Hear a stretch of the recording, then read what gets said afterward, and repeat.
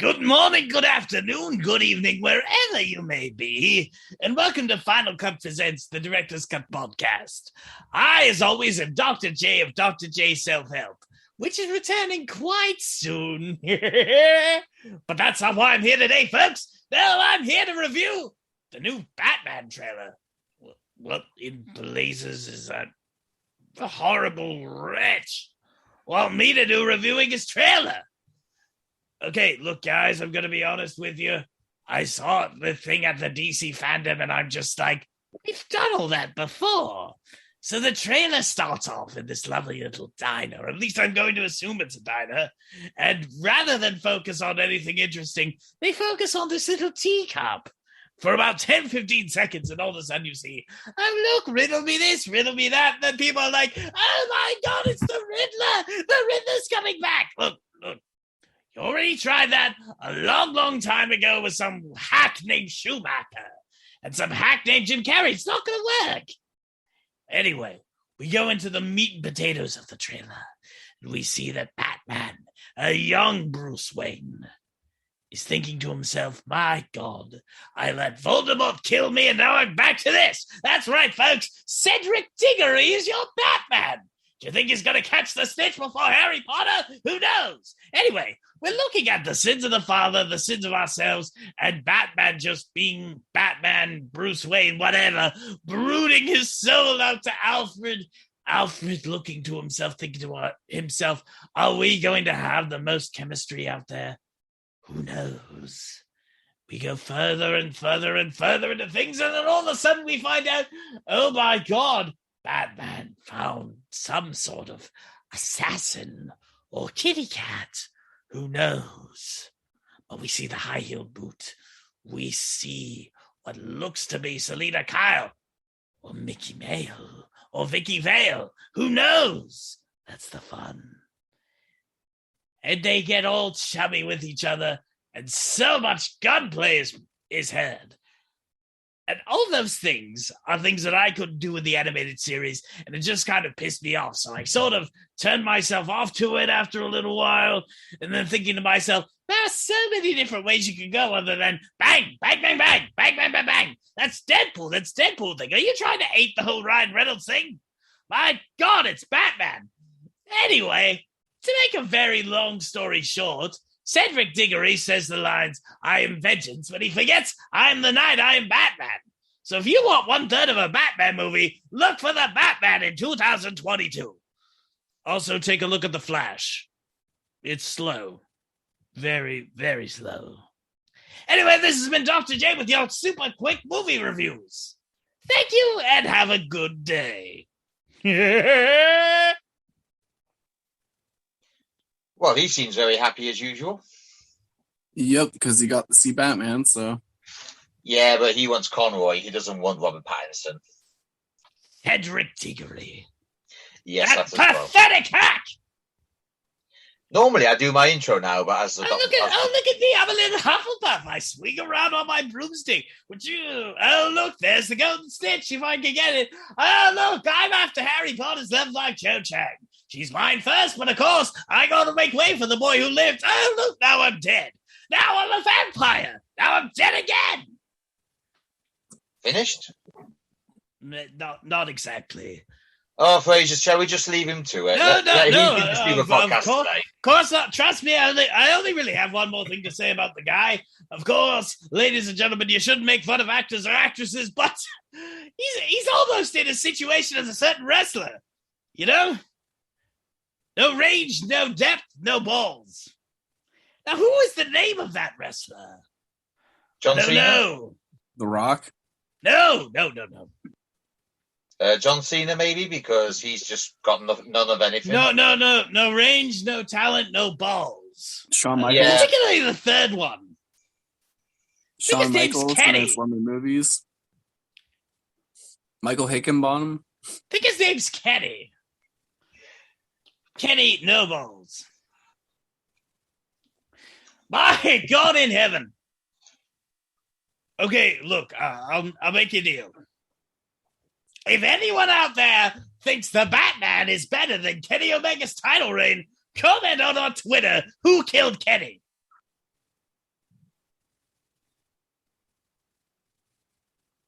Suddenly don't know what to follow that. And that's how you silence a podcast. That's how and you. Like that, we end the podcast. It ends here almost. Yeah, we've done it. We've done it, boys. I think that's all we need for this week. Let's just go. Well, in my case, good evening. In Nathan's case, good afternoon. And in Fraser's case, good morning. Yeah, that's not why I originally thought this up, but it works quite well, doesn't it, chaps? Yeah. Yeah, you'd think so. Yeah. Right. Topic this week is actually something quite recent. It's, as you can probably tell from our dear doctor, who's not very happy with the Batman trailer. It's DC fandom week. Well, weekend, actually. So we'll go over what we know, but suffice to say, I'm not happy about some of the things. Fraser's definitely not happy about anything to do with the Flash. And, well, we know the good doctor doesn't like the Batman, so I'm glad I didn't ask him to do anything else. Otherwise, DC would have just had to shut down everything, if that'd been the case. But first, as is always, the news. Now, anybody who has watched Knives Out, which is directed by Ryan Johnson and stars the brilliant Daniel Craig, knows that there is a sequel on the way. I'm just going to grab it now very quickly as my fingers can do it, bearing in mind I am big-fingered. Knives Out has finished filming. It actually says here, I have a quote from Daniel Craig here. He says, "I'm so lucky to have Ryan Johnson in my life. He's such a great writer, we've just, and he's like, yeah, we've just finished the second one, as in filming the second one literally weeks ago. We've just wrapped it up in Serbia. Dare I say it's better? We'll see. I don't want to tempt fate. It's different, and that's the amazing thing. It's still a Benoit Blanc mystery, but it's very different, and I'm very excited about it. I will say one thing, chaps. The first one was absolutely brilliant, but now I know Fraser will probably disagree with this, but the best bit about that first movie was we had a very angry and childish Captain America who literally told his entire family to go eat shit, which is worth going to watch it for anyway. Way to go, Steve! You finally said what we're all thinking. You know what? You know what would have been funny? You remember in Spider-Man Homecoming where it's the Cap PSAs? Can you imagine where Cap sits down and everything, and then it's like, and to my loving family, eat shit. Oh yeah, that'd be so.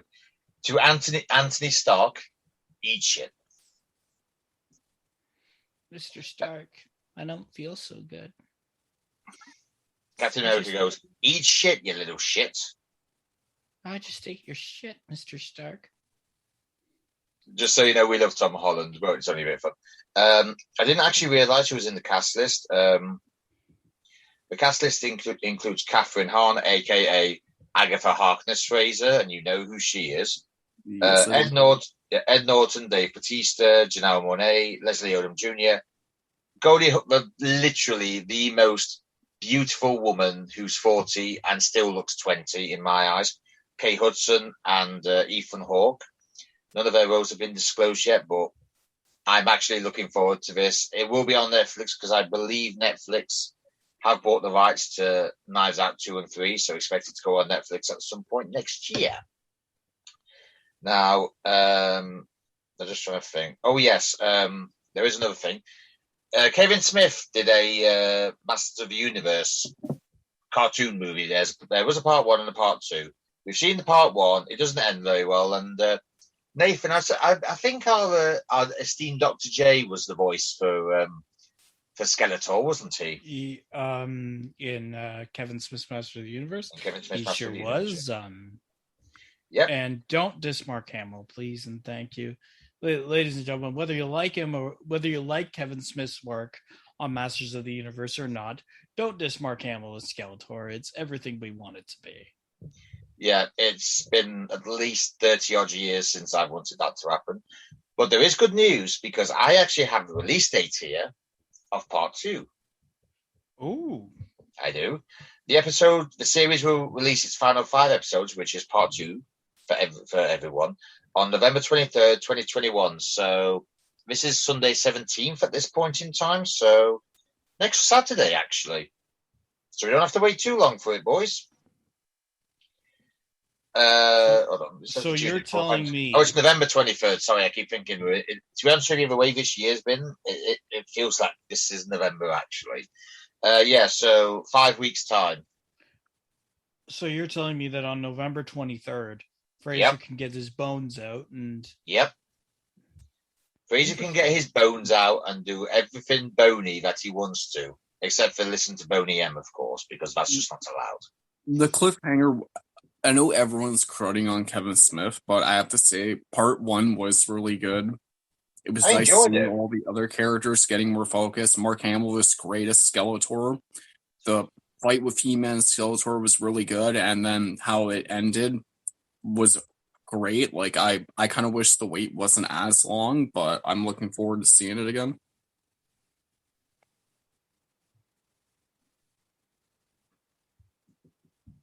Yeah, so do you want to do any predictions for beforehand? Well, we know Prince Adam isn't going to die, even though Mark he came Hamill back is from the land of awesome. the dead. That is the prediction I'm going to say about Masters of the Universe. Mark Hamill is going to be awesome as always. Yes, he will. I win. Haha. Lena Headey will actually be a bit more relatable and a bit more... You'll feel a bit more sorry for her, like you did in the first one. Anything else, chaps? Because I actually have a bit of James Bond news here. I'm hoping we'll get a moment with Adam and his father, just the way you see in the first episode how much his father looks down on him. So it will be nice to see Adam finally get acknowledged. It will be. Right. Anyone who knows anything, I don't know if you two know this, but the latest Bond movie music was actually done by the legendary Hans Zimmer. Oh, that's awesome. Yeah, and apparently I've actually got it here. The latest film in Bond, the original soundtrack to the Bond, No Time to Die, has actually made official UK chart history. It has opened at number 7 on this week's official albums chart for the highest charting Bond soundtrack to date. Bearing in mind the previous one was number 14 of Goldfinger. And not only that, it also marks Hans Zimmer's highest charting album to date in the UK. But by the way, I'll tell you what probably helped it is that Billie Eilish actually sings the title track, and it is actually one of the better ones. Not as good as Adele's Skyfall, definitely not. A lot better than Sam Smith's Writings on the Wall, because I hate that. I really genuinely hate it. I feel like Skyfall kind of just set like the bar for it, especially the intro that accompanies the song just set the bar for Bond intros. It did actually. The one thing I will say is I've always maintained that Hans Zimmer is one of the best musical composers that there is. No, I mean, with all due respect to everyone, like Jerry Goldsmith to like John Williams, he is the best. He genuinely is. So I'm kind of glad that he has actually got he's done something for the Bond franchise to bring it forward. But I still maintain that his music for that movie is the best that's ever been done by anyone in the 25 movies that's done. It's a big claim, I know, but it's just that's how good he is.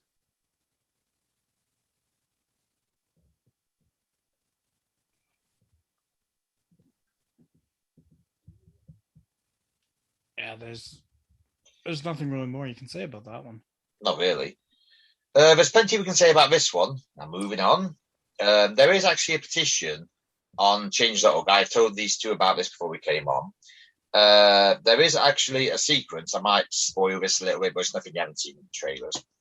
Halloween Kills has a scene where Michael basically kills firefighters who are going to Laurie's house that she burned down in the first one. And basically, there is a petition to have all the scene featuring where Michael absolutely tears through every single firefighter to be removed from Halloween Kills. I actually have the notes from the petition here. It says, I want the scene in the new movie Halloween Kills where they show us slaughtering the firefighters. The petition reads, it is wrong because firefighters have been lured to house fires and murdered by the person who set the fire. And it's wrong that Michael killed the firefighters with the gear from the other firefighters he killed. As a soon-to-be firefighter, I find it very offensive, and so does my mum and dad, who are retired firefighters.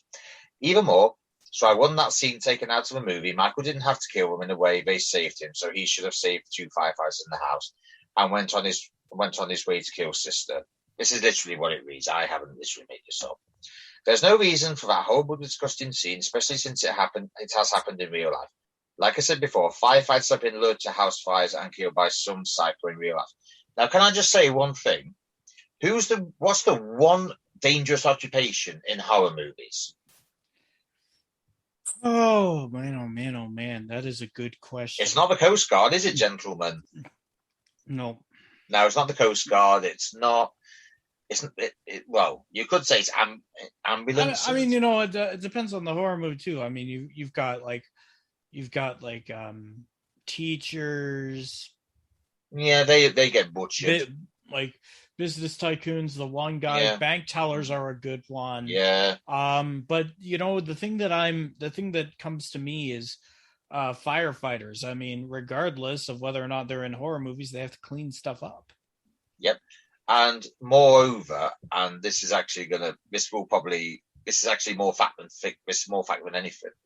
I don't seem to remember anybody petitioning for the removal of a scene where a cop gets absolutely brutally slaughtered by a badman. Bearing in mind, there's been many a movie over the last load of decades where that's actually happened. But no, it's just ludicrous. Actually, I'll tell you what is actually funny. If I can just find it. There is one fan has even launched their own petition to stop this petition I've just been describing. But the worst thing is the second petition actually has more signatures than the first one.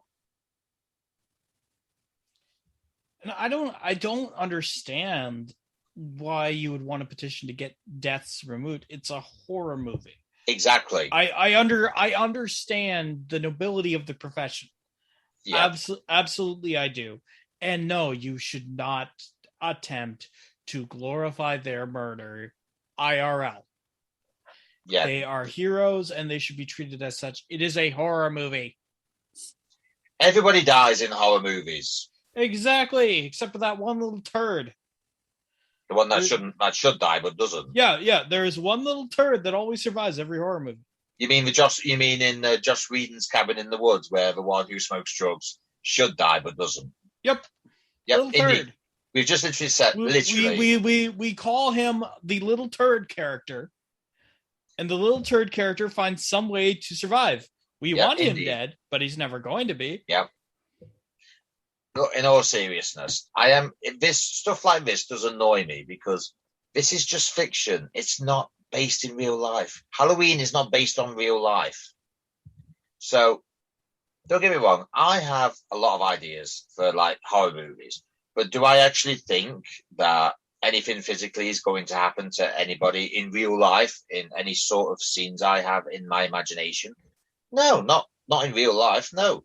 But then again, it's a classic case of no doubt life will imitate art because let's face it, it happens.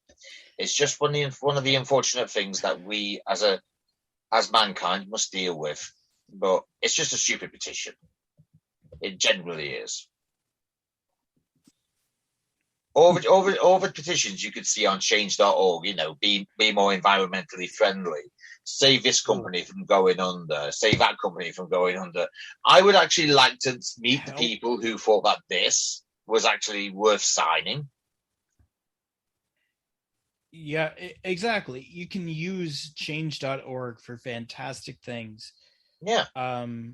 But changing, having a fan petition to change someone's artistic vision of a horror movie that's already been filmed, by the way, for the purposes of safety, that's already being filmed, is a bit much for me. Well, come on then, Fraser. As the non-horror fan of us, do you think this is a bit ludicrous? Well, first I want. Sorry, go ahead. So I was going to say yes. For those who don't know, unfortunately, there is no artistic vision behind Hubie Halloween. So maybe Fraser doesn't know a heck of a lot about. Yeah, maybe you do have a valid point there. Let's be honest, you do have a valid point. But this is a democracy. Let's let him speak. I just had to get fair that enough. out there. Fair enough. I had to get that out there. Yep, and I totally agree with you 1,000%. All right, well, for the most part, I've been trying not to interrupt people, so I've been trying to like work on that here. I could understand why some people want it removed because there have been real life instances where firemen have been called out to deal with a fire and have been killed. But it is a horror movie. It's being true to the character. Michael Myers will cut down everything and anyone that's in front of him, no matter who it is. Heck, we saw Danielle Harris as a child running for her life from him. If he's not going to be sparing a child, he's not going to spare anybody that gets in his way. And to him, anybody that intervenes or steps in front of him is interfering with what he wants to do. Horror movies aren't real. None of it's based on real events or anything. When you go to a movie, you should have enough solace that you're not going to leave there and something's going to happen to you. If you can't separate real life and horror, you shouldn't be watching it. And that's not to knock anybody that likes any horrors or anything. But if you're going to be offended by this genre, then maybe it isn't for you to watch. No one's disrespecting firefighters or policemen or any of that. They're telling a story. They're building everything that horror has always built towards. And if you have him walk out of there literally saving people, then you portray the complete portrayal of your character. Yep. You're being true to the character with the way that he would handle the situation. And as long as no one is actually being heard, as long as no one is disrespecting firefighters, because you don't, like, you hear like Jamie Lee Curtis' character screaming for them, like, not to go in there, like she is trying to stop them, and they still go in. And that is what happens in movies. It's just it's always how horror has been built. So if you can't handle watching it, you don't have to watch it. There is always that option because you are paying with your dollars. And Nathan has always said on this podcast, with your wallet. So if you feel that they're disrespecting firemen or anyone, you don't have to watch it. It's that simple. But horror has always been a different art form. There's going to be countless deaths. What we've seen over the years, teenagers going down. We've seen like Pet Sematary, like what happened to God and stuff. I can't watch that. I can already tell you that's the one scene I'm never going to be able to watch since I have kids. The 80s Pet Sematary I could deal with. I generally could, but this one I can't. Yeah. So I have watched it, and it's not so much that I can't watch the movie. It's just the ending because of the very grim ending that it actually has. It's smartly done, don't get me wrong, but at the same time, you're just like, oh God, oh God, oh God. Like I'll never be able to watch The Thing again, and that's more so because like it was so good the first time, and like my reactions to it that I feel like if I would watch it again, I kind of would I wouldn't have the same like feelings that I had while watching it. But if you cannot handle horror, don't see it. I'm still going through discovering new horrors and stuff. Like there's stuff that I like, there's stuff that I don't like, but I'm literally not going to bust it up petition. As long as nothing's horrible, questionably horrible is happening to children. Like I can't handle watching kids die in movies. Has always been my thing. As long as it's nothing on that level, then I could understand you making a petition. But when it's something like this, and I get you want to respect everybody, but it is just a movie. No one's being hurt. Nobody is going to look down on firefighters for this. So, no, exactly. To be honest with you, I think that's literally all we need. Shall we end it on a Michael Fraser quote there? I agree. Yep. Fine. Yeah. All right then. In fact, Fraser, since you are due a reward, I will give you one. We actually have an Adam Warlock for Guardians of the Galaxy Volume 3. And said actor's name is actually Will Poulter, who has done a lot of movies in his time, but anybody who has watched the first Maze Runner movie will know him as everybody else who was wanting to go away. He was the one who was always wanting to stay. Can't remember his character's name in it, but let's just say that Will Poulter is quite a standout. Deadline has actually got a report says a search led by director James Gunn and Marvel Studios began at the end of August with Porter screen tests ultimately winning them over. Now, usually James Gunn would shoot anything down about casting and everything, but just going to hear Deadline Hollywood actually put a report on it, and James Gunn actually replied to it and said, "As you know, guys, I often strike down false rumors, so welcome to the Guardians family, Will Poulter. He's an amazing actor and wonderful guy. See you in a couple of weeks. Hashtag Adam Warlock. Hashtag GOTG Volume 3. So, nice. Now, obviously, I don't know the history of Adam Warlock as much as you do, Fraser. But do you think this could be a good casting? Yeah, I think it'd be good. Adam Warlock is a pretty complex character. You remember that cult that showed up recently in one of the Marvel shows? Vaguely. That is actually, if I recall correctly, dedicated to the darker side of Adam Warlock. So bringing him now makes a lot of sense, especially since we saw that sarcophagus at the end of Guardians of the Galaxy 1. And he's pretty pivotal in the comics when it comes to Thanos. He's popped up at key moments a few times. And if you kind of want an interesting introduction to him, he's in the old Silver Surfer cartoon. Mm-hmm. He is about an episode.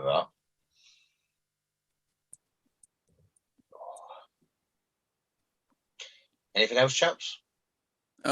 Honestly, there's not really that many like big things when it comes to Adam Warlock. There'll probably be someone who'll be like, "You can't diss the character like that." When I'm not, because they usually just use him for really certain stories. Yeah. Yeah, if you want to hear Fraser diss a character, all you have to do is say 3 words. One. More. Day.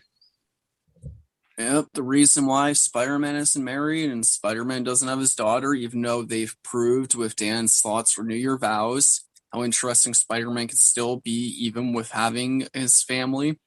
And, they had it that Mephisto did it to keep his reign on hell because Spider-Man's daughter apparently was going to bring his reign to an end. Not quite sure how that would work, but fair enough. But if you want to read that version about his daughter, there was a series called Spider-Girl, which focuses on Peter's daughter. You can read Renew Your Vow, all the different parts to Renew Your Vows. Oh. Gentlemen, am I allowed to take you back 8 years with this next bit of news? Right, so we all know that Dark Knight Rises came out in 2012, right? And Man of Steel came out a few weeks after that. Then obviously we had the announcement that Batman would appear in the sequel to Man of Steel, which would eventually be known as Batman v Superman. Now we all know that Ben Affleck was cast as the Dark Knight, but one of the actors who tested for the role was actually Inhumans and Star Trek Discovery and Star Trek Strange New World star Anson Mount. He actually voices Batman in the new Injustice animated movie, which I believe is out now. He's actually seen this a full circle moment. I actually have got a quote of him saying about it. So let me just see which one it is. It's Adam Holmes from Cinema Bland has interviewed him. He's basically said that after bringing up how he'd be discussed as a potential candidate to succeed Christian Bale's Batman, as well as how he said that Gotham City don't have one of his favourite characters growing up as it all. I asked how it felt that when he learned he'd be voicing Batman for the latest direct-to-video animated DC movie. He said, "It was a feeling of wow, this has come around 360 in a way I get to fulfill what broke my heart all those years ago when I screen tested my ass off and worked really hard. I think it was Richard Dreyfuss who put out a tweet, not talking to me specifically, but to any actor that said, You got the audition for Batman. You worked hard on the material. You did a great take. You sent it in. You waited, and then they gave it to Ben Affleck. But it felt good in some ways to get around to actually playing the character. Now, I actually do like Anson Mount. I do think that it was a bit criminal that Inhumans was as bad as it was. But the way he's been playing Captain Pike in I think it was the second season of Star Trek Discovery, I actually do like him. I think he actually is as good an actor as he probably is. And to be honest with you, I could actually see him playing an older Bruce Wayne. So I am kind of mortified that he didn't get it. But at the same time, if he had got it, we wouldn't have had Ben Affleck's Batman. So it is nice that he gets to voice Batman, not so much, being a living Batman, but he still gets to voice him. So I actually am kind of glad for him, but I don't know if you two have seen Injustice yet. I haven't, but I can just imagine what his take on Batman and Bruce Wayne would be. Now, before anyone goes to see Injustice, I will tell you there have been changes from the book. There has been. I have heard these as well. So it won't be like an exact adaptation. So, go in there just with an open mind. I've seen a few clips and stuff, and what I've seen, it looks pretty good. Yep.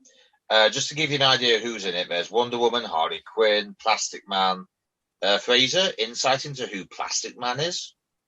Plastic Man, it has stretchy powers. He was formerly a criminal before turning his life around. And one of his miniseries, if I recall, he did own a gentleman's club, we'll call it. Yeah. But he's actually a really interesting character. Yep. He actually is in the Injustice comic. They do this, if I recall, they do this amazing heist to go and break him out. He's a great character. He's also been part of Mr. Terrific's team, written by Jeff Lemire. If I recall, I think he was part of the Squadron as well. He's a really good character if you kind of want that kind of comic belief character. A lot of people thought when Harley Sawyer showed up on the Flash TV show that he was going to be Plastic Man. Yeah. There's also, the Joker, Jonathan Kent, Green Arrow, Victor Zsasz, Ra's al Ghul, Cyborg. But I must admit, I know Justin Hartley voices him, but have you two noticed how he kind of sounds like George Newburn's Superman? I actually didn't notice that, but that probably shows you like how much he probably studied for the character. He also was Green Arrow in Smallville, and in a lot of his Oliver Queen scenes, you could tell that he would have been like a really good Bruce Wayne, or even a good Clark Kent if it came down to the more serious tone that Injustice brings. Yeah. So we're gonna move. Anything else about that chapter before we move it on? If they do end up adapting a lot of the other stuff, I'm gonna warn Teen Titan fans. You are going to see Connor take the beating of his life. So if you really like the Teen Titans, I'm just going to warn you, if they ever turn that part in the film, if they ever make an anime series to cover everything, you will see a lot of characters you love die in horrific ways. You will see them get maimed. So that's the only warning I will give you. If you read Injustice, if they ever make adapt everything into an animated show, that is my only warning for everybody. Speaking of a warning, I'm going to warn everyone in advance for the Eternals, which comes out in 5 weeks. Chloe Zhao, who directs it, has spoken to Fandango, and she has confirmed that the film has not one but 2 post-credit scenes, and that both are surprising and important. She's been quoted as saying, "Yes, don't just stay for the first one. Also stay for the second one too. They are equally as important in weight, and both have big surprises for you." Nice. You do know that Chloe Zhao is actually an Academy Award-winning director. So no, I know a lot of MCU directors don't really have their weight in gold. I mean, John Favreau wasn't really well known for his directing ability, but when he did that, it was absolutely brilliant. Alan Taylor, when he did Thor 2, had done quite a lot of Game of Thrones. Kenneth Branagh, I don't need to say anything about Kenneth Branagh because nearly everybody knows who he is. Who else was there? Joe Johnson, he did a load of Indiana Jones movies, as pointed out by Hugo Weaving's Red Skull. But this is actually the first time, I believe, that we've actually had an Academy Award-winning director actually have a solo Marvel movie. So I'm looking forward to see what the credits are, but I'm more interested in how Chloe Zhao will handle the pressure of a Marvel movie, because bearing in mind, I know you have said previously, Fraser, that the Eternals aren't that well known, but at the same time, it's a lot of pressure on an Academy Award winner to deliver what MCU fans expect of a franchise. Well, that's for the most part because a lot of the Eternal stuff was kept like really within their own title. It was created by Jack the King Kirby, and he has the King in his name for a reason because him and Stan Lee revolutionized comics. A lot of the influence you see in art today is because of Jack Kirby. Jack Kirby even took mixing paper mache and using his art to convey stuff. There's this amazing image of Ego the Living Planet that Jack did out of mache and art. It was brilliant. The Eternals and the Celestials and everything are pretty much the reason why a lot of the humans on Earth can get the superpower gene.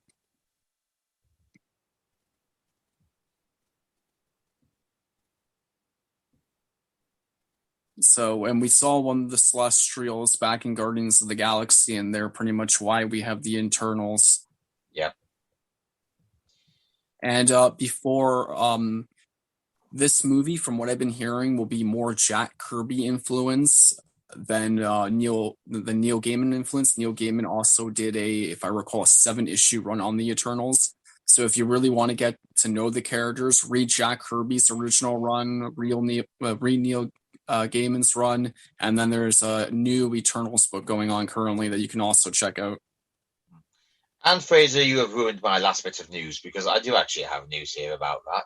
And it's Eternals executive producer Nate Moore has said the upcoming Marvel Studios film will take more cues from the works of original creator Jack Kirby than from the popular 2006 limited series written by Neil Gaiman and illustrated by John Romita Jr. While speaking to comicbook.com, Moore discussed what audiences may have wanted from the movie. Eternals, as you guys probably know, he said, is created by Jack Kirby, 1976, the most popular run. Again, I'm telling you guys, the things you know was probably the Neil Gaiman run, right? And I think that's the expectation of this movie. We'll probably bow out from now, but the truth is we actually are more inspired by the Kirby stuff. So we're kind of going back to the old stuff, both mythological and how the movie lays out. Well, yeah, Jack Kirby was like the best. He made the New Gods. He made the Eternals. Made Captain America. Made his own version of Captain America, Fighting America.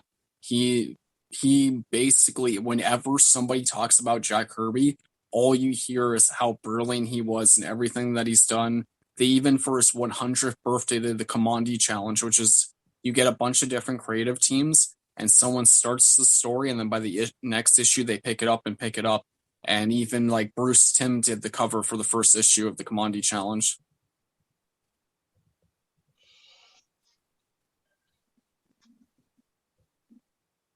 And Bruce Timm is a god among comics. Yep, I even have that Commandi issue in like my bin of comics in the closet. It's the one thing I held on to when I had to condense my comics down. That first thing I saved was that Bruce Timm cover. Good old Bruce Timm. What would we do without him? Right then, chaps, that's the end of the news.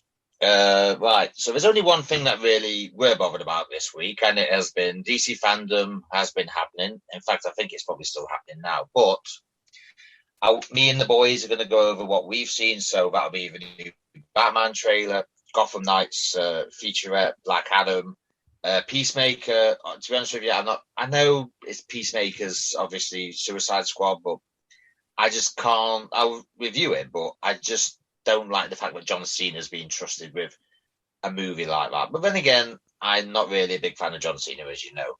So there's that. There's Black Adam. There's Fraser. You can give us a lowdown on that new CW series. Is it? Oh, I forget what it's called. Begins with an O. Is it Loren?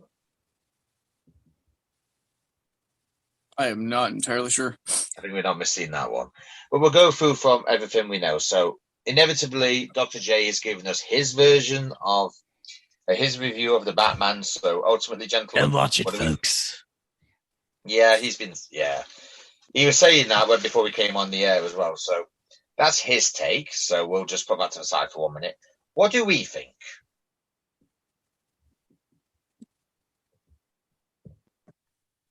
Or would you like me to go first? For Peacemaker, I understand why they got John Cena for it. Peacemaker very much believes in everything he is fighting for. John, we've seen John in all like the America ads when it comes to everything. So when you think of like someone to embody, I guess everything you would think someone fighting for like their country, their ideals, and everything. John has that believability because he's been the Marine.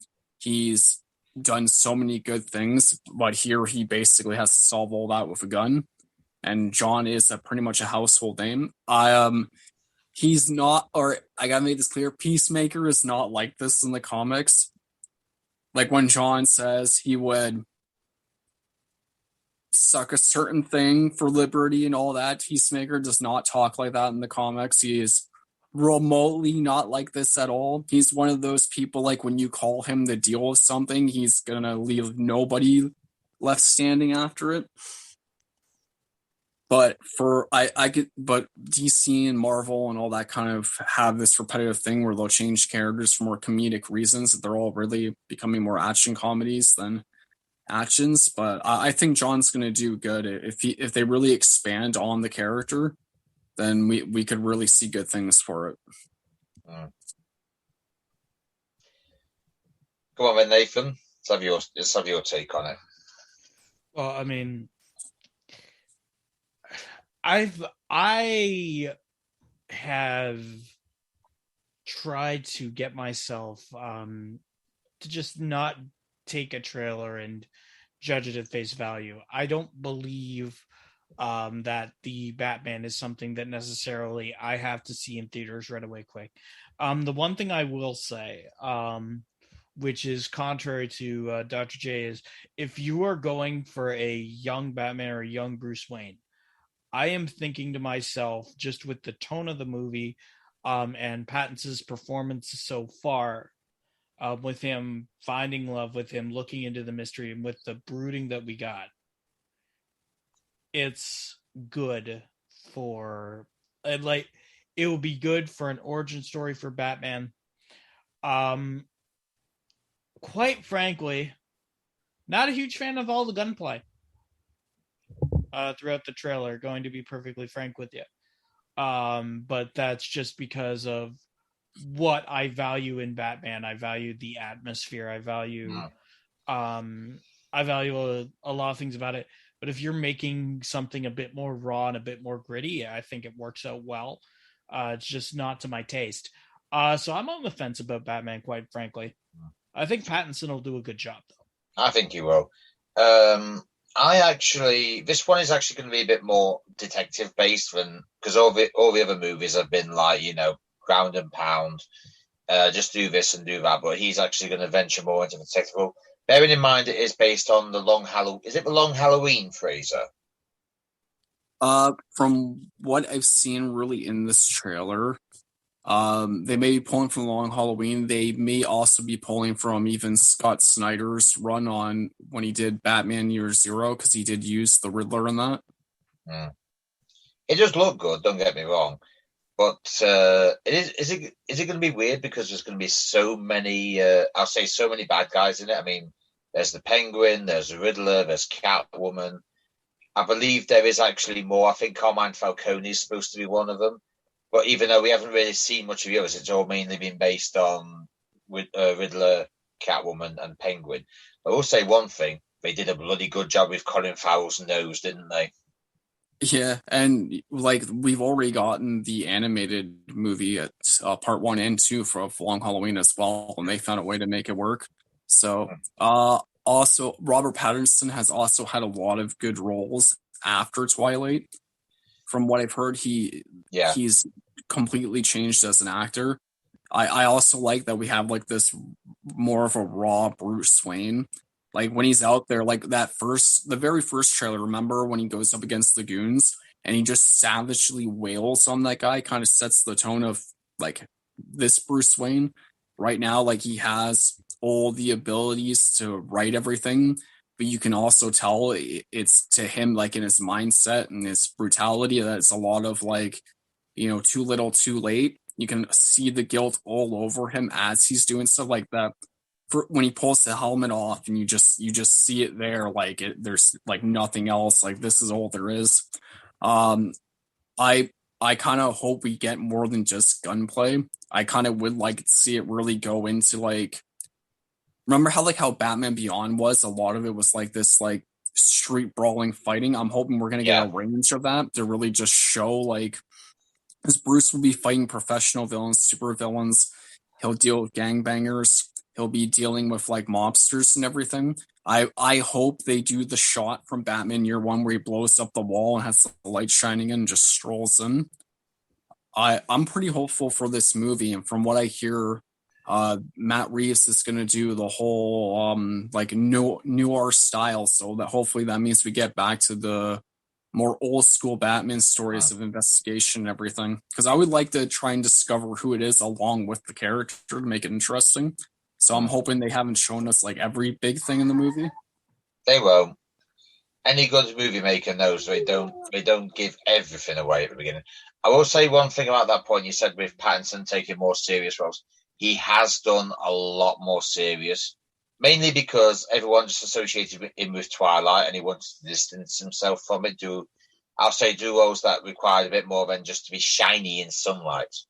But I will say this, I have heard of some of the movies he's been in, and let's just say it's about as far away from Twilight as Michael Fraser is from being a very good, reputable movie guide. Well, I mean, if you're talking about Adam Sandler movies, it's not that far off. Definitely not. But, if you're talking about anything with taste, yeah. Pattinson's got range. He definitely does. Even if the noobs who just continually think, oh, Pattinson's in Twilight, he shouldn't be the Batman. Fucking grow up, is all I'm going to say to that. But honestly, I prefer the Chris Nolan effect. Just wait until it comes out, don't say anything, and just wait for it to come out and see if you're generally going to be sorted, which I personally think he will be. Aside from that, there is a few other bits and pieces. I want to start with the Flash movie, the 90-second little trailer we had. Can I just say one thing? I was well and truly I won't go so far as to say embarrassed, but I was severely disappointed. No offense, but even the first Batman trailer had a lot more in it than the Flash's one did. And here's the thing with Batman as an IP, you could get away with something like that. Yeah, but Flash is nowhere near to a casual moviegoer on the level of Batman. I know definitely that could be a hot take to all of you Flash fans, and I would say I'm sorry if it weren't true. Yeah, I mean, no offense, but Keaton's supposed to be in this. We hear his voice, sure. We see the top part of his bat suit, but we don't see even a second of him in it, nor do we see his Batmobile. I was actually at the very end when his Batmobile was under a massive cloth. I thought, oh, is this going to be the 1980s one? Please be the 1980s one. Then they were just about to blow it off, and then when it just stopped, and I'm like, oh, for fuck's sake. I was so pissed. I was watching that about 6:15 this morning, or whatever time it was. So, bearing in mind I only had 6 hours sleep, you can imagine how peed off I was. Yeah, I can. Yeah, just so much is just so fucking ruined. No, I mean, as far as the trailer being a disappointment, I do actually have a lot of faith in the director who's actually doing it, Andy Muschietti, who did Stephen King's It Parts 1 and 2. So I have a lot more faith in him directing this project than I do with the guy who decided, right, we're going to release a little bit of the movie just for a bit of a teaser, and we're going to include all the boring bits of it. Well, that's part where the good doctor and I agree. It was really slow. Yeah. Go on then, Mr. Comic Book Man. Do you agree with our stance on it? Yeah, I'm Michael Fraser, and I totally don't agree at all. I thought the Flash trailer was actually too fast. In Flash issue 456/69, scene 1, line 3, there was a scene where you just have the Flash. It was Wally West as the Flash, and he was watching grass grow. And I'm thinking to myself, that is such an artistic scene. Why can't we have that in the way that the new Flash trailer was going. There was way too much happening in that trailer for me to even follow along. Here's how I would restructure it, okay? We've got F is for Flash, L is also for Flash, A is the ass of Flash, S is the shit of Flash, and H is, oh my god, it's Flash. And I would think to myself that Flash would be absolutely wonderful if I were to able to do that for a trailer, but this one for... Oh, Michael, you're here! Okay. I'll bring up what I think of the Flash trailer. Okay, I'm a little disappointed with the Flash trailer a bit. I like Ezra Miller's new Flash suit. I don't like what the other Flash suit looks like. They're jumping the gun way too early for Flashpoint. I get like they're kind of it seems like they're panicking right now because they want to hit so bad. But they should have established Ezra Miller's Flash a lot more before doing this. We should have gotten at least like 2 or 3 films. I would have liked to have seen Keaton more, but there's probably going to be plot reason why we didn't get a full look at him. We didn't really see Ben Affleck in it either. Ezra Miller's Flash is still way too new with his abilities. He doesn't even know how to fight, and at this point, Barry already had like his own fighting style. He went up against several villains. He caused Flashpoint all because he wanted... It's going to be a spoiler, but the book's been out for a couple of years now. When he discovers that he could possibly save his mother, he basically throws like everything away. His years as the Flash to go and save her, even lost his abilities since he never actually became the Flash, and then sees like the major turmoil that completely happened to the world because of the one decision he made. And what was their Fraser? I believe there was the Atlanteans were basically in a war with the Themyscirians. What else was there? Oh yes, Bruce died, and that turned his mother into the Joker and his father into Batman. What else was there?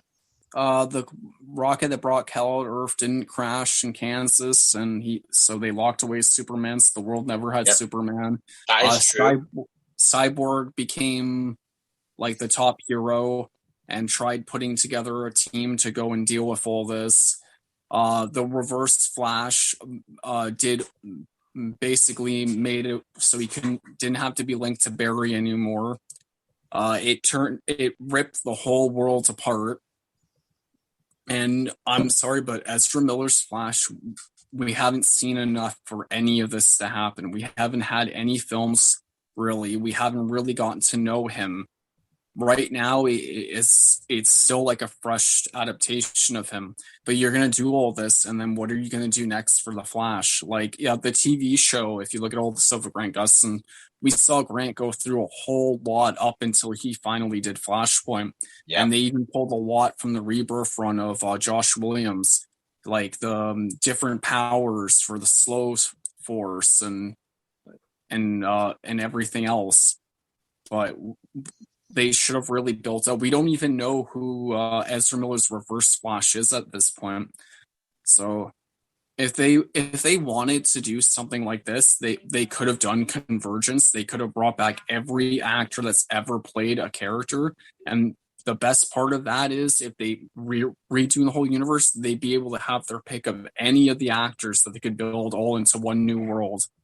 If they wanted to do like an Infinite Crisis, because during Convergence, each one of the different cities were bottled and taken of the different heroes. So we had Flashpoint, we had Silver Age Superman, who is now the main Superman in the comics again.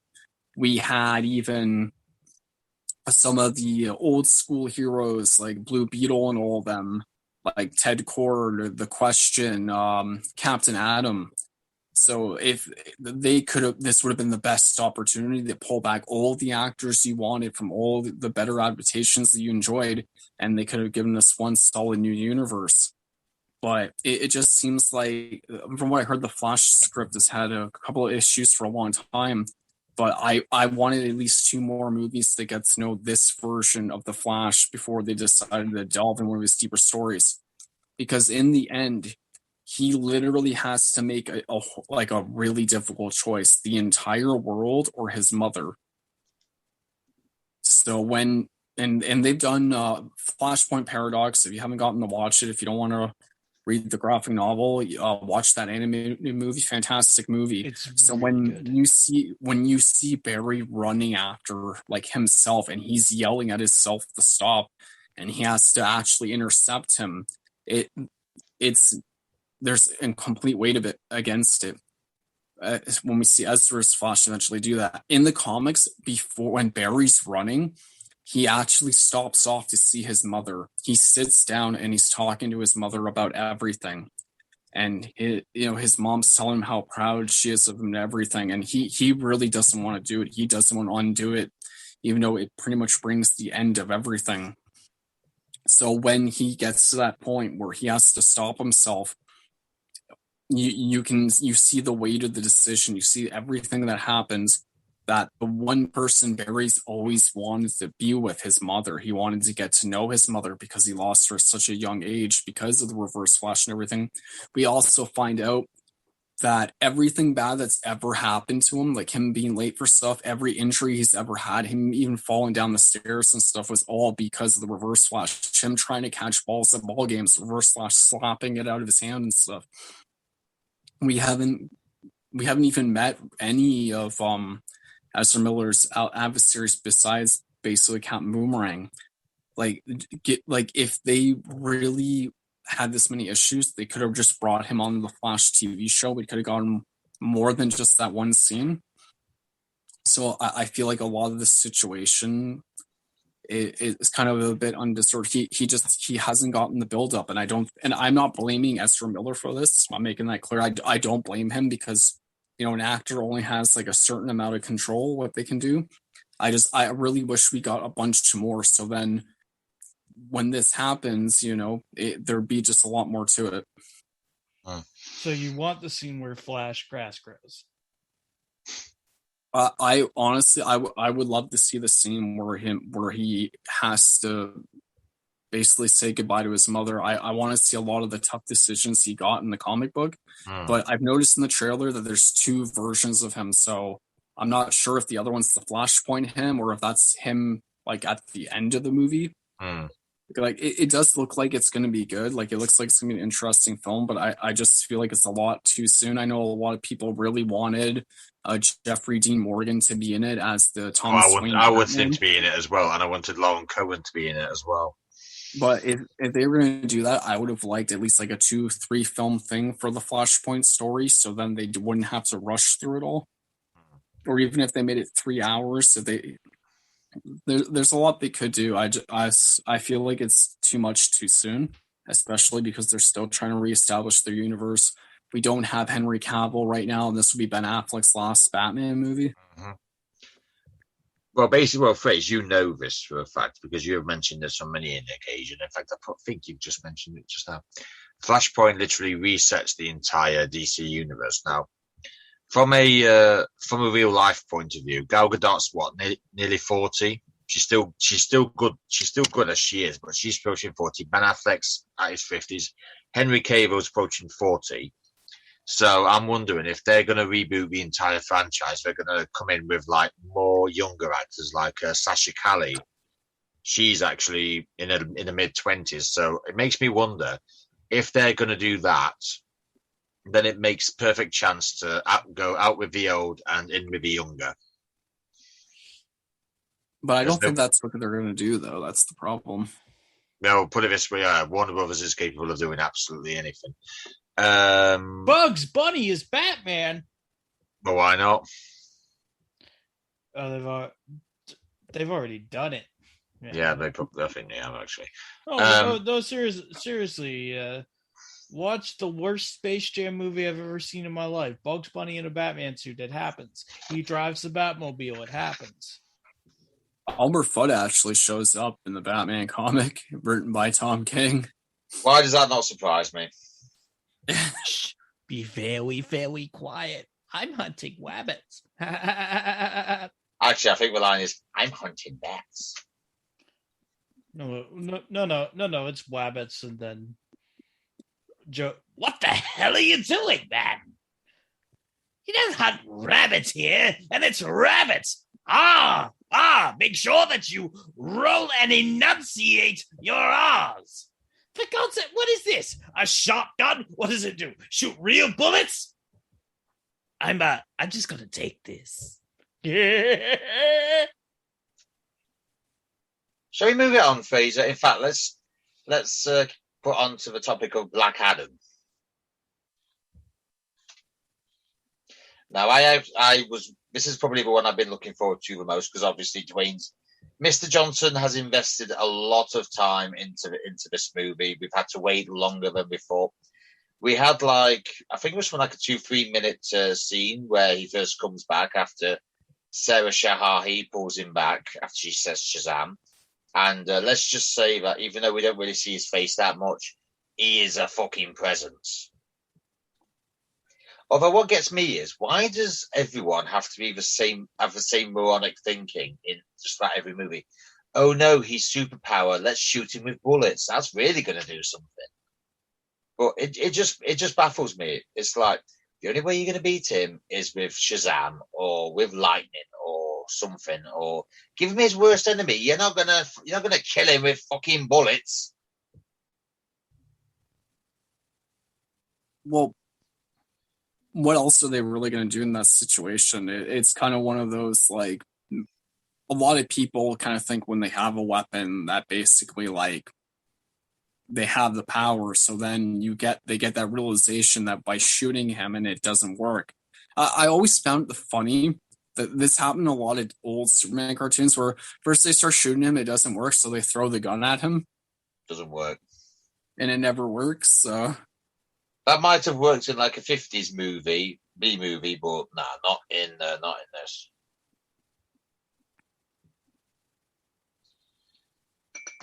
But yeah, I don't even know I can't even remember when it's released. I think it's July next year, but I am clearing my calendar. I don't give a shit what I've got on. That date, when it comes out here, first thing I'm going to do is grab my missus and watch it. Bearing in mind, I am a big fan of Sarah Shahai. I think she's absolutely brilliant. And she's underrated as well. I know by the way, Fraser, do not, what's that bloody movie? What's that TV series she's in on Netflix? I forget what it's called. Basically something for your kids not to watch, let's just put it that way. But she's absolutely brilliant in it, and suffice to say, she is as far from Samin Shaw in that as she is far away from her character in that Netflix series, forget what it's called, as she is in Black Adam. But suffice to say, I'm so looking forward to this the most. Hopefully, after that comes out and Shazam Fury of the Gods is released, we might even have a little Shazam versus Black Adam feud. I really hope so. Well, they're pretty linked in the comics as well, so we'll probably get to that. I wouldn't mind if that's going to be like the last Shazam movie where he goes up against Black Adam. In fairness, Dwayne, I know Dwayne looks like he's quite young, but he is pushing 50. Yeah. So it's going to have to be in the next 5 or 6 years. Whatever they want to do with Shazam versus Black Adam, they are going to have to do it soon.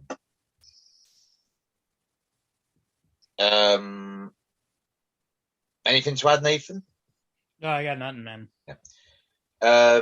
There was a little featurette on Aquaman 2. There wasn't really much to be said, really. It was just a bit of a discussion between everyone. We know, and I realised that Patrick Wilson's Oram, who is Arthur Curry's younger brother, will be in it. Amber Heard was seen on it, but she didn't really say anything. James Wan mentioned a lot. Yahya Abdul-Mateen II was back as Black Manta. Didn't really get any. We haven't really had anything on the plot as such. But put it this way: Jason Momoa, James Wan, Aquaman. What more could you ask for? Well, if you want to read a really good Aquaman run, you should read Jeff John's New 52 run of the character. He even addresses Aquaman's kind of humiliating reputation among the League. There's this really funny, I suppose, there's this hilarious scene where he goes to a restaurant and he sits down and he orders fish. And everybody around him's like on his case about it. He's like, don't you talk to this? You're Aquaman. You can't be eating fish. And he's just calmly sitting there, and he breaks down to him how his telepathy with the fish actually works. So you actually get to see like how the public perceives Aquaman. You get to see how actually physically resistant he is. He actually gets like shot with bullets, and at the most damage he gets is a bit of blood trickling down his forehead. And you get to just see like everything with Aquaman, like his royalty, him being conflicted about being part of two worlds. You also get to see this team that he's a part of called Aquaman and the Others. They did so well reestablishing Aquaman as such a serious hero. Like, it's a fantastic run. I have the first volume in one of my bins, actually. So if you want to read really good Aquaman run, read that. It actually got to the point when another writer took over for Aquaman that the fan backlash was so huge that the writer actually left the title really early after they took over for someone else. And Jason Momoa is, I can't say he's playing like the exact Aquaman, but he is playing a very interesting take on the character. Definitely. I don't know, to be honest with you, I know everyone says they can't imagine anyone playing Aquaman. I mean, there are a few actors in mind who could play Aquaman for me, but I just really can't see anybody else playing him but Jason Momoa, because Jason Momoa has that character nailed to a T as far as I'm concerned. Bearing in mind, I am not the comic book enthusiast you are, Phrase, but I do think he's the one and only. I genuinely do. Didn't really see much in the featurette, to be honest with you. Not really much in terms of action. It was just a lot of behind the scenes. So as far as actual footage goes, we'll have to wait until the first trailer comes out. I'm going to have a guess at some time next year. I'm just guessing, but I don't think we're going to get anything this year. What else was there? I'm trying to think. What other like live action or animated was there? Just want to top cross over T's and dot all the I's before we head into the video game department. Give me 1 second. I know there was a tribute to Supergirl going after 6 seasons, but to be fair, it's going to sound a bit harsh, but I haven't really watched Supergirl this season. Then again, the only one I've really watched this season of Arrowverse has been The Flash. I'm not really a big fan of Batwoman, not since Ruby Rose left. I've not really bothered with Legends for the past couple of seasons, and it is a bit sad because I do actually enjoy Supergirl. And I really like Melissa. League of Super Pets. It's what? There was DC League of Super Pets. That's for you, mate. I have no idea what the hell that is.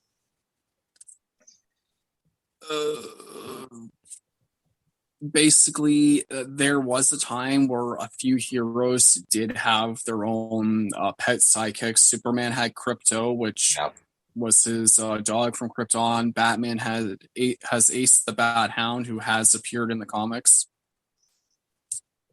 And not to mention Batman Beyond as well. Yep. And then they brought Ace in. Ace has been around for a while. I think Damian actually got the dog like way back in the comics. At one point, there was a ridiculous amount of animals. Like his Aquaman had like a dolphin. Superman had all these different pets, from horses to everything else. Superman also has in the Fortress of Solitude. We didn't see it, but it's like the petting zoo for all the different animals. For the most part, when it comes to Krypto, Clark always left his dog with Connor because Krypto really prefers being with children. So he would leave Krypto there because who's going to mess with the Kent farm when a bulletproof dog's going to come through and slam through your car? Well, indeed, I mean, there might be a few people. Anybody who's mad enough to do it, you mean? You never know. Those greedy land developers who want to ruin everybody's summer could always show up. And then Ace, if you really want to get to know Ace the Bat Dog, just check out Batman Beyond. That dog through the entirety of that show is just amazing. Like when Terry shows up. So he took a few bullets for Terry. Yeah, but remember when Terry pulls up in the movie and he's getting growled out and he's just like, Ace, and the dog bursts out and just takes apart that one wolf bad guy, and then Terry's just casually petting the dog, going, good, bad dog. Yep. I remember that, actually. I don't really think there's anything else live action and animated wise. Shall we move on to the most important video game? Oh, sorry, the two most important video games that will be released in the next year. Sure. So which one do you want to do first? The new Suicide Squad game from Rocksteady, or do you want to do Gotham Knights from Warner Brothers Montreal? We want to do the Rocksteady one. Right, first Shouldn't one. we save the best for last, though? Shouldn't we? Oh, save yeah, the he has best got a one for point, last? because Rocksteady has a proven track record. Whereas, Well, see, the best for last, I'm just thinking that's any sort of update we have on Crumble My Biscuits, the Dean Connolly tale. Is there an update on Shiver My Dickles, the life story of Nathan Tasker?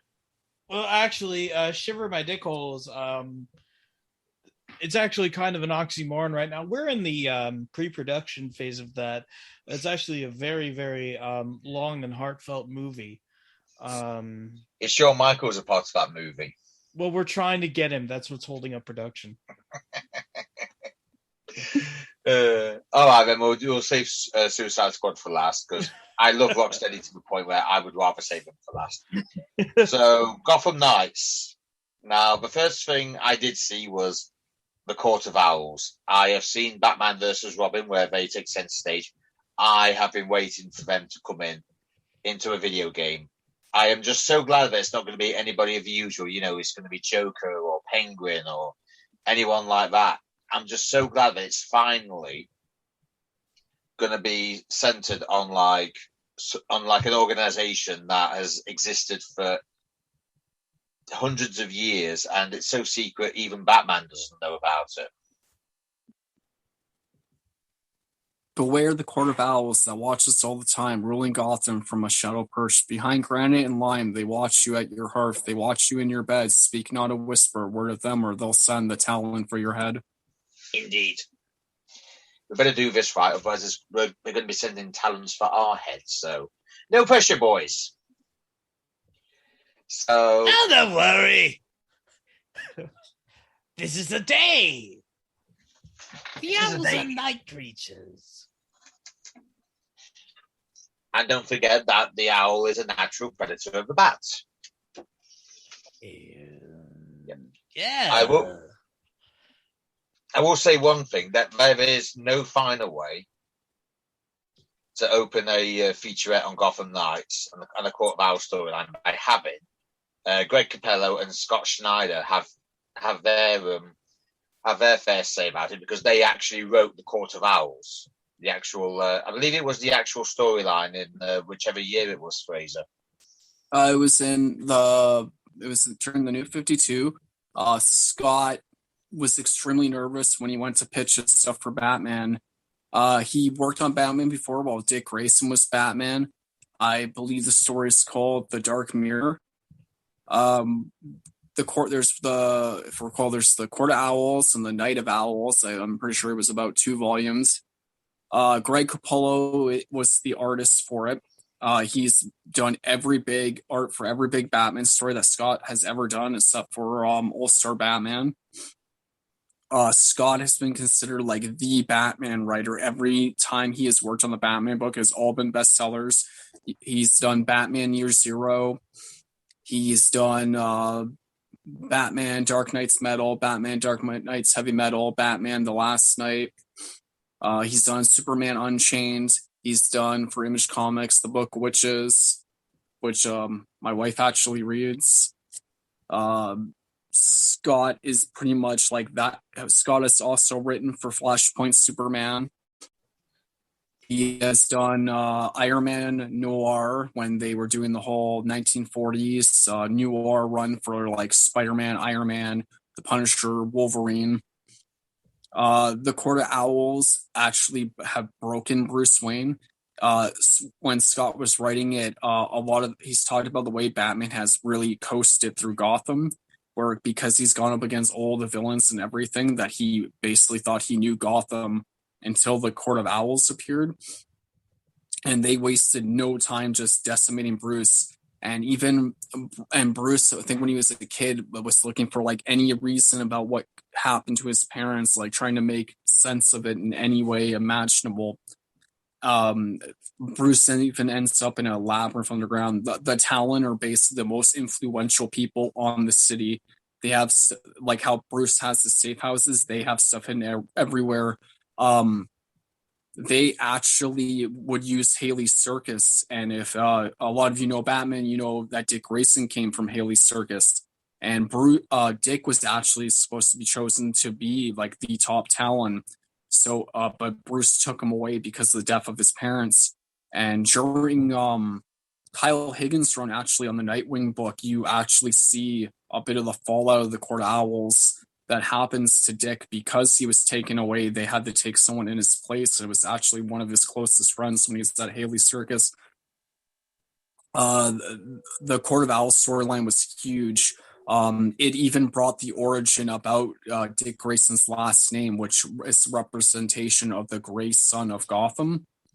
It's during Jonah Hex had a book during this time too.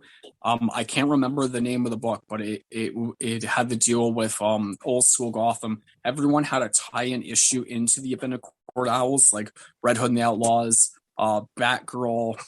I think even Damian went up against some of the Court of Owls. There's a big ominous book with all the tie-in issues.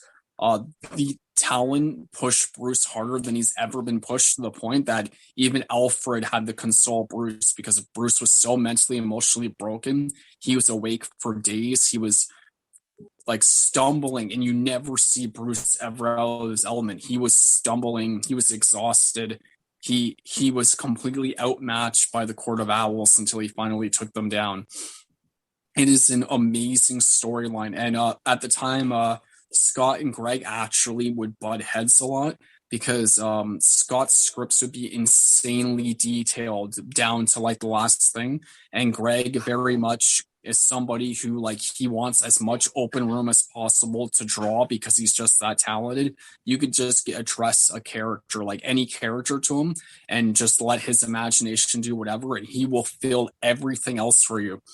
It's like when I send Nathan stuff, and Nathan will like add on stuff that I wouldn't have even like thought of at the time. Like he'll add like a certain audio thing. He'll throw in like a few extra lines to build off a joke. Greg Capullo is the greatest Batman artist there is. Like to me, I told Greg Capullo when I met him, because I stood in line for like 2-3 hours to meet them. And he signed my book, and I told him like the way he draws Superman, I told him to me he will always be like the definitive artist when it comes to Superman. So the fact they're this has been Scott's work has been a major influence on Batman. They have adapted it when they did a few animated Batman movies. So I recommend you pick up that movie. I recommend you pick up any of Scott's comics. It gets kind of in a weird order because I think from volume 4, volume 3 that he does Batman Year Zero. So you can pretty much start from volume 1 all the way down. And read The Last Knight. Definitely read Dark Knight's Metal, Dark Knight's Heavy Metal. You can pretty much jump on at any point since Scott's not on the main Batman book right now. But the Talons are extremely dangerous, highly trained. They go through a procedure to basically live forever, and when they're not being utilized, they're basically locked away in chambers. They are the ones that when they come for you, like you're pretty much as good as dead unless you're like on the level of like the Bat family.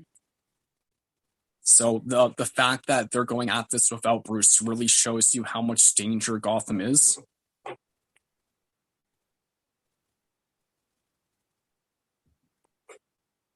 There you go. But yeah, I'm absolutely stunned. Apparently, Fraser, I don't know if you caught, and Nathan, I don't know if you caught this or not.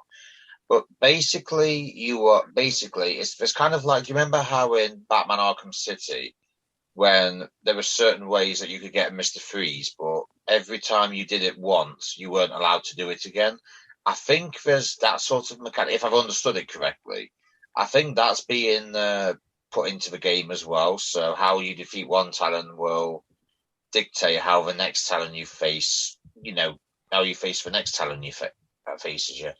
If I did read that right and hear that right, and they do actually incorporate that, it will be quite interesting. But at the same time, I don't want an Alien Isolation game where I get stuck at the same part for an hour and a half and I daren't move because I don't know because I know for a minute the fact I make a move, I'm going to die. So I'm kind of hoping that they make this game well, but not too well. I kind of would be fine with it if they make every encounter feel different. Like if they really utilize interesting locations like alleyways and rooftops in buildings on like vehicles. I think they can make it great if they're going to change up the combat so it's not just a lot of like smash and grab.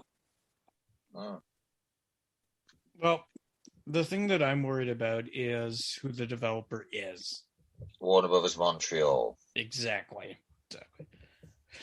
That's why I wanted to talk about the Rocksteady game first. So WB Montreal, for those who don't know, did the black sheep of the Batman Arkham franchise. Yes, and they did. The Arkham Knight DLCs. But if you played Arkham Origins, it feels like such a step back in just about every way in terms of combat and gameplay, which is Yeah, go on, carry on. No, go ahead. I was just going to say, I actually do agree with him because when you, obviously, anyone who hasn't played Arkham Origins, we will break it down for you. Basically, Arkham Asylum was absolutely mint. Arkham City was almost like godlike. But then when you play Arkham Origins, you kind of feel like you've gone from facing the Joker to facing Tweedledee and Tweedledum, if you like. And then you had Arkham Knight, which wasn't Tweedledee or Tweedledum, but there was a lot wrong with it. I think there was a bit too much Batmobile in it and less on Batman's fighting and detective work and everything. But at the same time, if someone handed me a copy of Arkham Knight, which PlayStation did the minute I got my PS5, I wouldn't turn it down. Not in the slightest. Simply because Conroy and Hamill's in it, and that's all the reason I need to play it. But with that being said, I see your reservations about it. Yeah. I genuinely do. Well, the thing is, Arkham Asylum, Arkham City, and Arkham Knight's Batman combat were all so satisfying in the ways that they could be done. So, especially if you're going to have a game like Gotham Knights, which has got several playable characters. It's got Nightwing, Robin, Batgirl trying to keep the peace, whatever. They've got to feel different, and their combat has got to be just as satisfying as what came before in Arkham Knight. And forgive me for saying this, I don't trust WB Montreal enough to know that that's going to be the case, because a lot of what these three are going to be doing will be like your co-op combat, your co-op detective work, etc. So that's all got to feel great, and it's all got to feel unique for every character. And bearing in mind, if you've played Arkham City and Arkham Knight, you will know the difference in characters, because Batman's kind of like more heavy, hard-hitting, isn't he? Yes. Nick is kind of like, he's kind of like a rampant rabbit. He's all over the place. Tim is kind of a mixture of both. Red Hood is basically just grab me a gun and I'll just fucking shoot everyone. And Batgirl is, well, how would we describe Batgirl? I would describe it as a combination of as quick as Nightwing with all the tactical advantage of a Batman, but obviously she's a bit slimmer than the other two, and obviously she's a woman as well. So for me, that actually is a little bit better because she doesn't carry the ego-ness and the macho-ness that the guys take. But if they do if they do this as well as Rocksteady did its trilogy, I'll be happy. But the most important question is, Nathan Tasker, would you pre-order Gotham Knights? Would I pre-order Gotham Knights? Yeah. In its current state, no, I wouldn't. Well, obviously it's not out until next year, so There's plenty of time for it to win me over. Yeah, but I would have to see more of it before I pop down $90. And if I'm being brutally honest, at this point in time, I do like it, but at the same time, it's not Rocksteady that's doing it. Yeah. So I would actually hold off on it until I've seen all the reviews, if possible, to get a demo, just so I can see if it's any good. But aside from that, I will not be pre-ordering it, and I'm sure Fraser will not pre-order it either yet. I'd like to see more gameplay first. I want to know more about the story. I think it'd be interesting if they also adapt the super heavy storyline, like depending if you're just dealing with the Court of Owls, if they're gonna build onto like everything else the other Batman games came. During the super heavy storyline, Jim Gordon became Batman. It was more of a could Batman work within the Lost storyline? Like Jim would even be like crossing paths with like Superman and the League. So it'd be kind of interesting to still have that influence of Batman in there. It was an interesting choice. Scott was going to use originally Tim, but there was the old Battle for the Cal story. There was this stuff going on with Future's End, which eventually led to Tim Drake becoming the new Batman Beyond for a while until Terry came back. So I think it'd be interesting if they're going to really, if they basically for years could be adapting Scott's stuff in the games. So I wouldn't mind having the playing as the Bat family and then going over the Jim side of it. But it does kind of look like Jim Gordon's not going to be in the game because we saw that statue memorial, unfortunately. So with that being said, gentlemen, we've done the one we're not so sure about, but let's go on to the one and the very last one that we are definitely excited about, which is Suicide Squad Kill the Justice League. Now, bearing in mind, if you're hearing this for the first time, yes, you hear that right. It is called Suicide Squad Kill the Justice League. There was actually a lot in the 3 minutes 15 trailer. There was actually a lot shown. And some of it was not shown that much. I mean, put it this way. Penguin is a member of the squad. Which, has that ever happened in the comics, Fraser? I think there have been a lot of different members. I believe Penguin was part of it at one point. Even Batgirl was part of it at one point as Oracle. Oh, yeah, I think. Oh, yeah, she seems to be with bloody everyone, doesn't she? From what I've seen, basically, Brainiac is invading the Earth. I mean, he's controlling Superman, Wonder Woman, Green Lantern, The Flash, etc., etc. So literally, it is up to Harley Quinn, King Shark, Captain Boomerang, Deadshot, and whoever else is in the squad in the Suicide Squad to bring down Brainiac and save the Earth. If you really want me to break it down, there's been a lot of members. I could literally list them all here if you want. Well, how about we leave it with, if you've seen either of the Suicide Squads, that literally is about all you need to know. So all in all, gentlemen, this is a Rocksteady game. So let's face it, it's going to be a surefire winner no matter what. I do actually like that it's not going to be, because let's face it, the Rocksteady Arkham trilogy is just some of the best that you've ever seen. I have actually noticed that Batman's not in this. Who knows, though? Yeah, who knows? He is the world's greatest detective. He's somehow buried himself away so that he's not infected by Brainiac. It could be that, or we could be in that future reality where you've got the Gotham Knights, and you've got a reality where Bruce Wayne's dead. Maybe. But then, we'll have to wait and see what happens. I'm just trying to think what else. There is actually a little funny bit at the end where Penguin's trying to run away, but he ends up keep getting shocked because they're like, "No, he's not. No, this isn't happening. This isn't happening." And then Waller just keeps on shocking him. I found that was actually quite funny. It says about the game, it is a continuation of the Batman Arkham series. Oh, it is. The first game in the series, not the future Batman is the tell character or player protagonist. This game revolves around the team's attempts to defeat Brainiac when he invades Earth and brainwashes the Justice League. Yeah. So I'm not quite sure how how a psychologist, the world's greatest assassin, the king of the shark people, and someone who can't even defeat the Flash is going to bring down that. Obviously, we can't say too much about the gameplay and everything because we haven't really seen how it works, what everyone's abilities is. But I will say one thing: it does look incredibly good. I mean, if you were going to ask me, would I pre-order this? First thing I'd say to you is it's a Rocksteady game. I will order it straight away as soon as it's possible.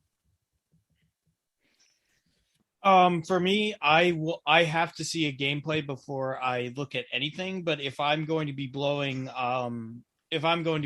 my money, I would much rather have it be on Rocksteady. Oh yeah. I want to see a bit more. I would like to see more of the story. Cause I'm hoping this is gonna be world building because I really would like to see how with the absence of Batman how it's affected the League and the fallout of like the cities itself. Because Bruce has during Battle of the Cowl when he left his will and testament really underestimated the what is it? What am I? Word. It was the psychological effect that Batman has on the city because he didn't want Dick Grayson to don the Batman costume. So I'm hoping to see like Jean-Paul Valley, like how out of control everything is.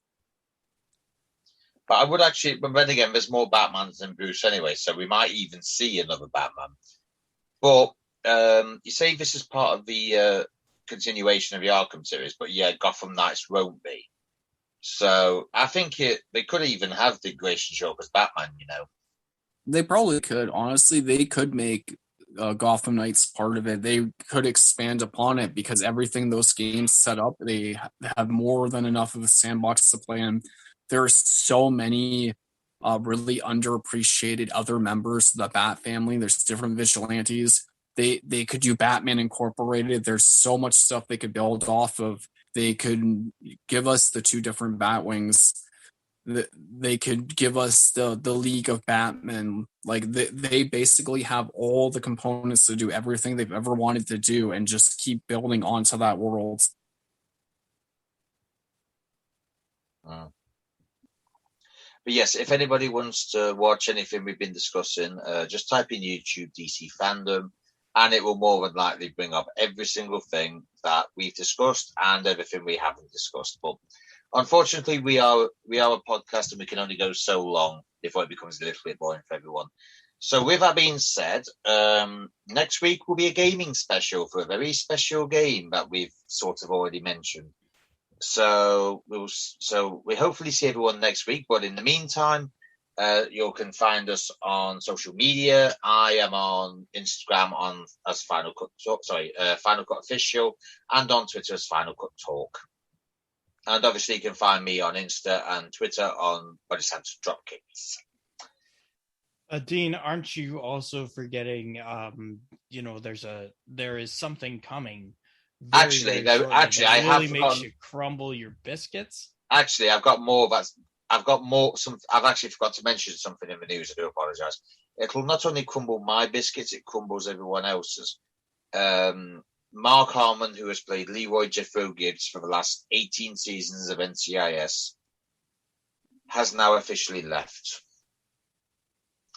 It is a dark day in the hearts of every single NCIS fan. I don't know where the series will go, where we'll go without him. Apparently, he will still be in a few, but as far as a main series regular goes, he is done. So, how long are we putting on before that eventually goes? Because to be honest with you, he was the only surviving original member left. So now that he's gone, there's only literally McGee left. How long will it be, do we think, before NCIS is cancelled? NCIS as a franchise has been around forever. I understand that Mark Harmon is really, really big into that, but I don't think we can say that NCIS will be canceled because Mark Harmon. It just depends if you've got. I mean, the reason it was so popular is because you had lovable characters. I remember. I must admit, I haven't watched NCIS properly since season 13 when Denozo left. But I did watch an episode of season 14 at the beginning, and usually there would be Denozo banter on there with like McGee and like Bishop. But I just watched it and I was like, I really miss the Denozo banter, but I realised he'd left to actually got to pursue of a work business. But as far as I'm concerned, for me, it died after season 13 because it just wasn't the same. Well, that and after 18 years, a lot of actors would probably want to move on to a bunch of other stuff if there's not as much engaging stuff. Like, there's been half a dozen different CSIs, and the only one I really liked was what was it? Vegas, Miami, New York. Whichever one had the Jekyll and Hyde killer was the only one I really got into, just for that one storyline. I can't remember. Have been Vegas. I think it might have been Vegas. I don't recall it being in New York. And Miami had a lot of shit going on, but I don't seem to remember anything about Jekyll and Hyde being either there or in New York. So I'm going to say Vegas, Fraser. Probably. Bearing in mind, I have watched literally every single season of NCIS. I even watched CSI. I even watched CSI Cyber when it came out, and I did enjoy it. It was actually quite a refreshing take on it, and it brings a lot into the attention of where we actually live at this point in time. But if you go and have a look, which I suspect is what you're doing now, I think CSI season 9. CSI, which one was it? It just says CSI season 9. Yeah, I think that'll be Vegas then, because New York didn't go, I think, beyond 7, and I think Miami was cancelled after 8, so it'll be Vegas CSI. So I do generally think that, because I think I remember hearing somewhere that as soon as Harmon was gone, they were thinking about showing production down anyway. So if McGee's still there in the next couple of seasons, I think it will go on longer. But I think the minute McGee leaves, I think that will be a case of, NCIS is done. There is an NCIS Hawaii still going. That's just started production. New Orleans is finished, but the NCIS franchise as a whole will carry on. But NCIS Washington, D.C., I think, will finish in the next couple of seasons. If one day comes and Mark Harmon doesn't want to go into work anymore, then that's when it will be the end of it. So I do apologize for leaving it, but we were so caught up with DC fandom that I was just like, right, let's focus on DC fandom and do Leroy Jeffro Gibbs' exit in the news. So with that being said, I'll just say my socials again. You can find me on Twitter on Finalcut Talk and Body Samson Dropkicks, or B&D as I call it. You can find me on Instagram and Finalcut Official, and on Body Samson Dropkicks as well. And you can find Dean Conley in the new series coming out, My Biscuits, the Dean Conley story. As investigator Dean Conley goes out to find a certain missing professor who has been missing for weeks in search of a comic book. He's only aided by his investigation skills and his trusty pop-up mace. There you go. Yeah, that is something that is just going to be super compelling. That is something that will bomb at the box office. I think that will be the most watched thing on all of the Final Cut network. Correction. The one thing that will be viewed more by anyone is this Tuesday, I think it is. Is it this Tuesday or this week sometime on Impact Press Pass, when Nathan Tasker asks a very important question to Impact X Division champion Josh Matthews. And the question will be, if we can hopefully get it answered, go something like this. So Josh Alexander, will you show Kenny Omega how to be Christian? Because he is a little bit clueless in that department.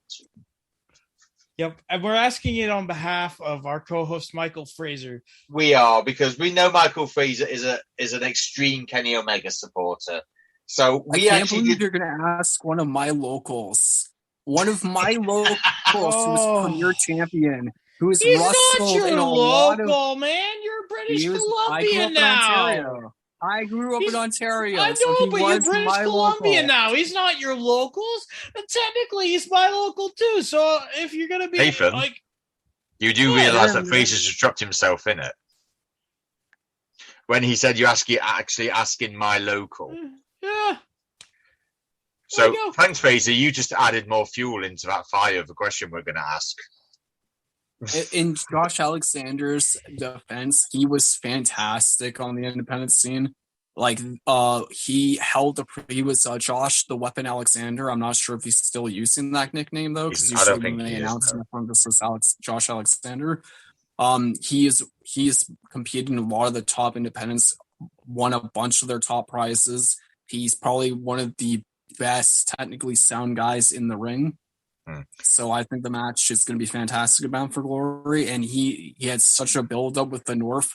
They broke Beer Money's tag team record, which took forever to break. It did. That's all good for the second show, Fraser, which we will get to soon. But what else are we doing aside from nibble my biscuits? It's well, I have one for Nathan.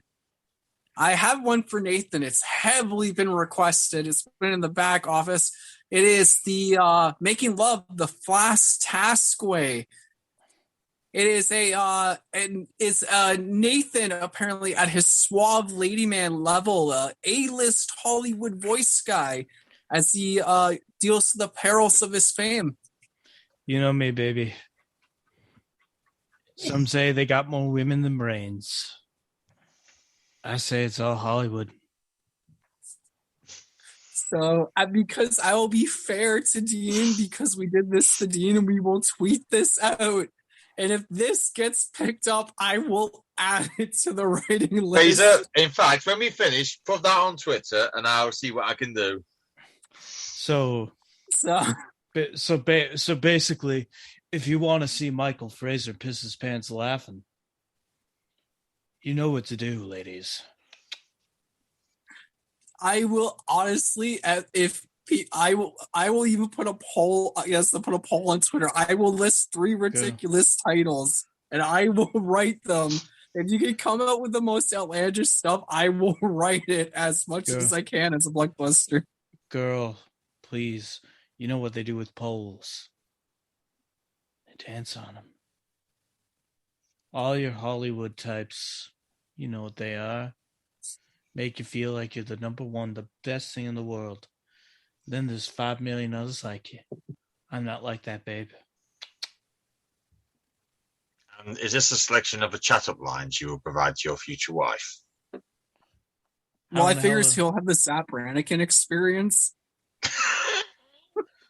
He'll have the swap moves going. Okay. Well, hey, I'm just saying, man, Zap Brannigan, he bagged 2 babes.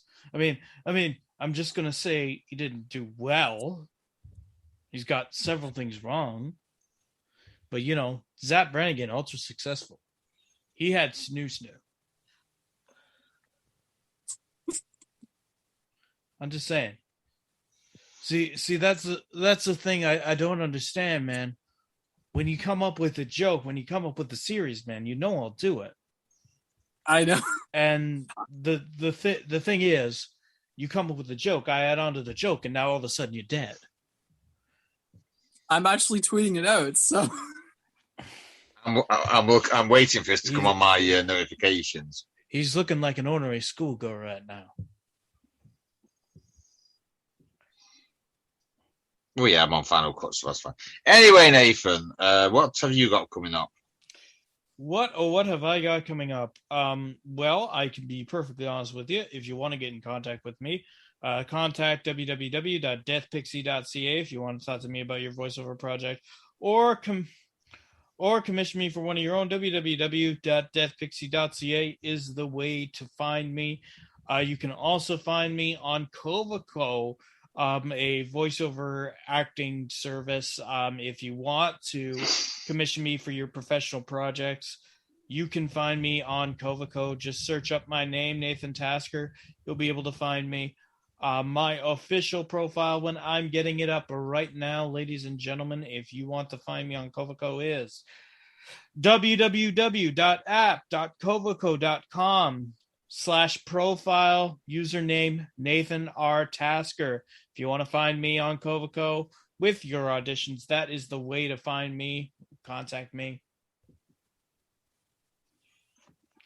You know how it is. As for Final Cut Presents the Director's Cut Podcast, I have got several projects in the pipeline waiting to be finished up, released, all that other stuff.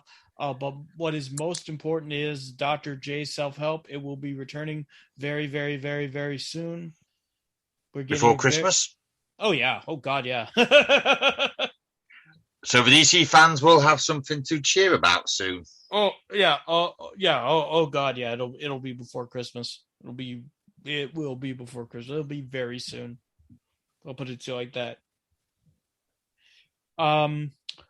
Also, ladies and gentlemen, because Michael Fraser is doing such a fantastic job of writing things, you know, if you can find Dr. J Final Cut on Twitter and you want to suggest things for Michael Fraser to write about, go right ahead. Or if you would like to have somebody else in the Final Cut family create a series for Michael Fraser, the struggling artist, the struggling wrestler, the struggling actor, the struggling husband, and the god-awful ladies man, you know, to look. Find Dr. J Final Cut on Twitter.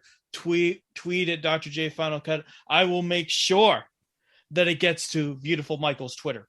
Of course, you could always go beyond that, look at 5-Star Wildcard on Twitter and submit all your ideas that way, because I'm sure he'll watch them, listen to them. But I happen to know that Dr. J Final Cut will retweet them. He will like them. He might even comment on them if they are good enough. Who knows? I will take requests if people want something written. I will take requests. I will make it my October challenge to write as many stories as I can for Nathan. We will call it the Final October. We'll anthology this thing trick or treat style. So if you can get a hold of Nathan and you send him ideas, I will write them. Yeah. Fraser, please check your Twitter, please, sir. Let's take a look. And we got 3. We have been retweeted, it has been liked, and it has been commented on. So I have to now do this. So the next one, after I've Rusty's the Exterminator done, I will be writing. Hang on a second. Hang on just a second here. There's a bit of cheating going on here. Well, there's the man who cheated last week. It's being promoted. So I'm gonna be perfectly honest here. I don't mind. You know I'll do it. But the retweet is from Body Slams and Dropkicks, which is also ran by the same guys who do Final Cut. The quote read is by Final Cut, and the likes, ladies and gentlemen, are from Final Cut and Body Slams and Dropkicks. If I have to get a series greenlit by Michael Fraser, it's got to be by the people. It's got to be by the audience. But you know what? I don't care. You want to know why? He has you there. So it is being promoted on the other Twitter accounts, so we have it widespread. If it is if anyone listening retweets it or likes or comments, I will do it. But because it's been promoted, I will take another request on top of that. Whatever the ridiculous title is, Nathan can send out one on his Twitter account, whatever ridiculously you can come up with. And if that is also received, I will write that on top of it. But ladies and gentlemen, regardless of the fact, you're going to get your series about making love the Flash Task way. I'm not going to have it any other way. Anyway, mate, you can't say anything. You had someone from Death Pixie like and retweet last week's tweet. Exactly. How is that any worse than what I did? How is that any worse? Well, that is directly Final Cut. And second of all, I got a retweet that wasn't from Death Pixie at all. Oh yeah, who was it? By the way, where's Richard H. Dent when you need him? I will have you know. Thanks again to Richard H. Dent, hashtag socially distant. He is not affiliated with Death Pixie, but the man, my goodness gracious, has just greenlit the series to end all series, Crumble My Biscuits. Thank you so much for what you have done. We could not have done this without you, quite literally. But yeah, and what? By the way, what's the sequel to that? Nathan Tasker starring in Dangle My Diggleberries. well, of course you can dangle my dingle. I don't know. I don't want to dangle your dingleberries. Like for God's sakes, man, we gotta let the Fraser rest, man. He's got so many projects on the go, and especially if we get the Final Cut Halloween Trick or Treat special. Like, by goodness, Trick or Treat special where he's going to lose. Well, I mean, I'm just thinking the man is gonna be writing up a storm, quite frankly. So, you know, let's. Do you know what we should do? We should have Fraser versus Fraser on Halloween because it would be a very cool prank if Fraser actually. Oh, what do you say? I'm off work that day, by the way. I have the day off from work on Halloween, so. Oh, perfect. Woo-hoo! Perfect. Does Jess? Well, is she ready? Is she ready to undertake the 7 labors of Fraserness? I mean, boo-hoo-hoo-hoo-hoo. Which just dwarfs the 7 labors of Hercules very badly. Well, I guess we'll find out. Oh. Ooh. Ooh. So on that very exciting and very positive note, we shall leave it there, ladies and gentlemen. As always, we three and the producer thank everyone who streams us, who listens to us, and puts up with our very childish arguing every single week. We love you to the world and back, and we hope that you'll tune in next week.